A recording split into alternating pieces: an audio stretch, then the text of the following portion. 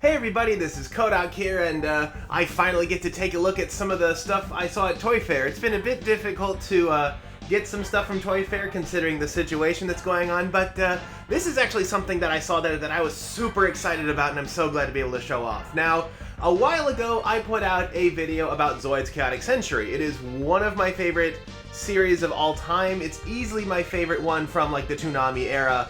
And they were these series of animal robot kits that also got a really good show connected to them, but the favorite thing of mine that they ever made was a system called Z-Builders, known as Blocks, B-L-O-X in the original Japanese. And what they were is they were kind of part model kit, part building set, part action figure, in that they were pieces, you know, they came on sprues that you had to punch out, but what they had were these little cubes, these little plastic cubes that had rubber inside that you would connect together using these sorts of little plastic pins onto which you would attach the limbs and armor of some sort of animal robot. And it was really cool how it worked. Because the pieces connected kind of loosely, you could pose them and move them around with all the rubber joints that they had to put them into all sorts of cool animal stances and stuff. This one I have here, the Matrix Dragon, is actually a bit of a unique one. The Zoids Builders, they were a building system along with being an action figure and a model kit, so that you could combine several of them together. Some,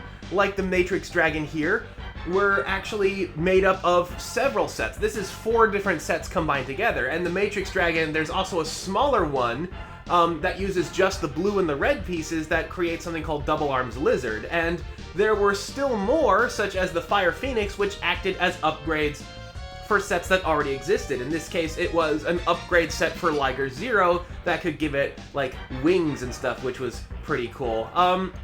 Zoids Z-Builders, they had a lot of the more creative ones. I know I talk about how it's animal robots, and yet here the examples I have are a gargoyle, a phoenix, and a dragon.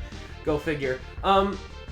But the designs were really cool. This one, Lord Gale, is one of my favorites, and this one I actually had to import from Japan, just like with the Death Soarer back here. I was able to import it from Japan at the time when the brand was still, you know, running and popular. They're a bit hard to find these days, but if you can get your hands on any of these kinds of Z-Builder kits, I highly recommend it. They are a lot of fun. So it came as a pleasant surprise to me when I discovered that the brand Playmonster was bringing this system back in a big way with what they call Snapships.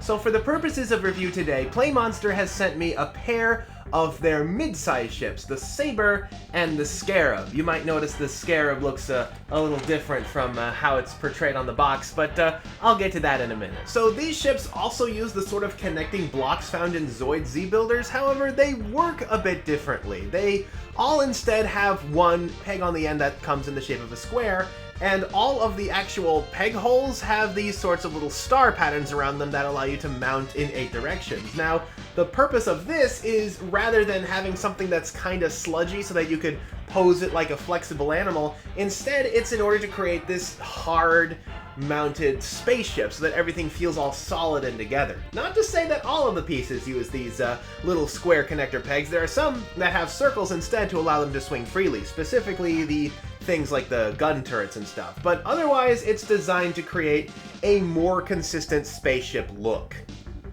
Like with the Z-Builders, the big focus is to have these pieces that connect together and can then be covered in all sorts of interesting things. And it's also a building system in the fact that it has multiple ways that you can put it together. Every single set comes with a set of instructions that allows you to assemble these sets in 3 different ways. Something that LEGO used to do frequently but doesn't do so much anymore for some reason, but it's nice to have something that can work so flexibly.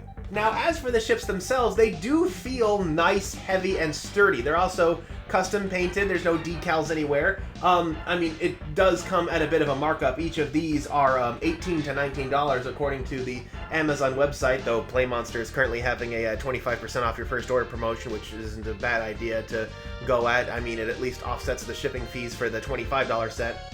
But like I said, the big thing is that there are multiple ways to assemble these toys, and not only are we limited to the ones in the instructions, but there's also a Snapship app that actually gives you even more ways to assemble them. For instance, the configuration that I currently have the Scarab in actually came from instructions from the app, although the app I find is a little bit flawed.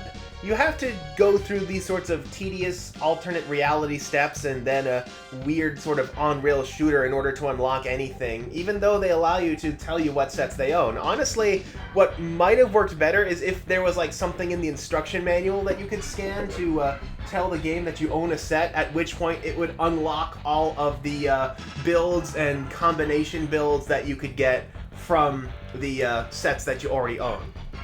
Although, like I said, all of the sets are completely compatible with each other. You could combine these two into something fantastic. And there are some slight differences between whether you use the human side or the alien side. The Saber might have more of the larger core block pieces to assemble with, but the claw ones come with a lot more weapons.